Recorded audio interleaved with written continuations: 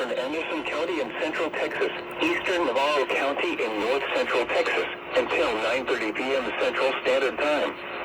At 8:08 p.m. Central Standard Time, severe thunderstorms were located along the line extending from near Kemp to Fort Parker State Park, moving east at 30 miles per hour.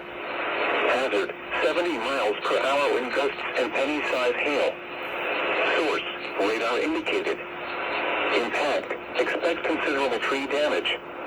Damage is likely to mobile homes, roofs, and outbuildings.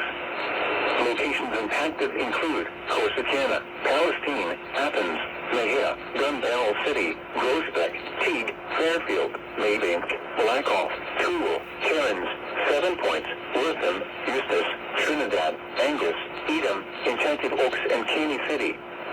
This includes Interstate 45 between mile markers 186 and 234. A tornado watch remains in effect until 10 p.m. Central Standard Time for central and north central Texas. For your protection, get inside a sturdy structure and stay